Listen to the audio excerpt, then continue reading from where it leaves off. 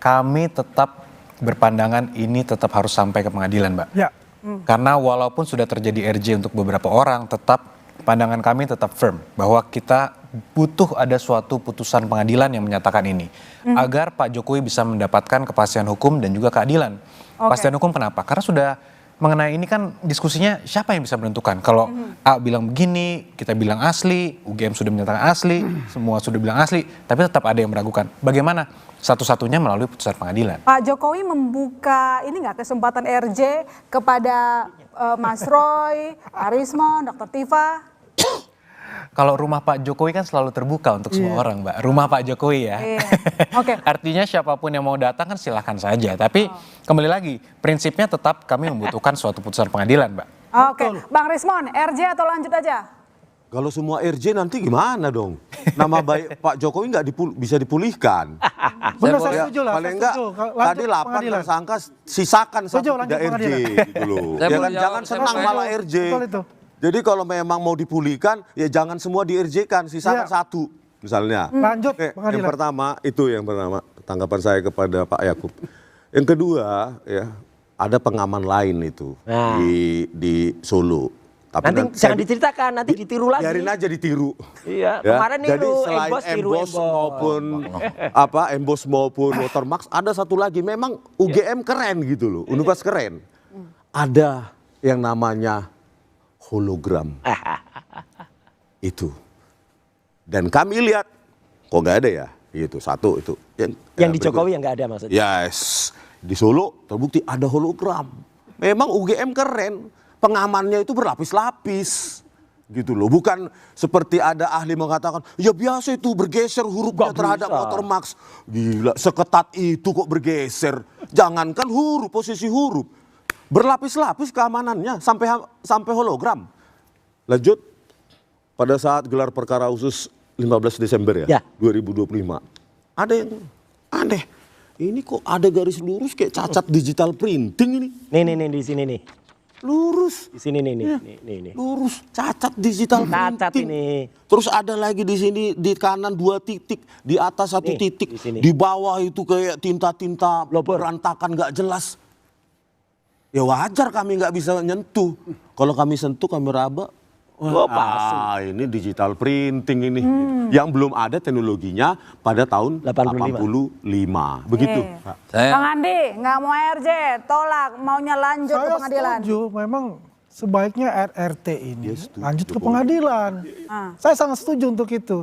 Biar itu terang benderang, masyarakat juga bisa melihat secara langsung. Ya kan? Artinya apa argumennya dari pihak RRT, ya kan? Dari kita argumennya kan juga jelas ya. Karena kita kan pertama ya yang menerbitkan ijazah itu udah mengatakan asli. Lab forensik sudah, apapun itu sudah dilakukan ya kan.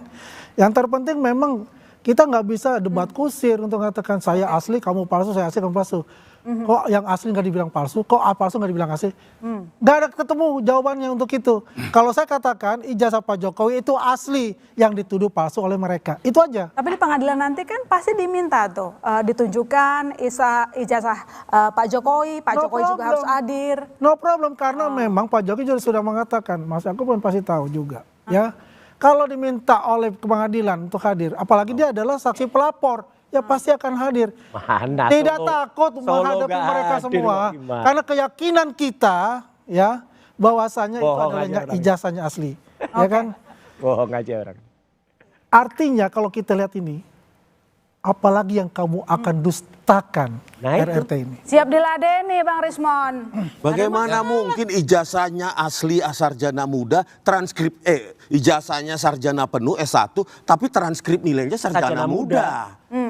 Yang mengatakan orang Polda Metro Jaya di sidang KIP. Yudisiumnya sarjana. Ini kan beda tingkat akademik ini, makanya saya katakan. Yang sebetulnya kalau kita lihat itu nanti itu di pengadilan dengan 700 barang bukti tersebut. Buka semua itu. Kalau nanti di pengadilan semua jawaban kita ngapain kalau ngumpul kita di sini? mengajak masyarakat untuk menilai, ya tidak ada kapasitas untuk itu, ya kan?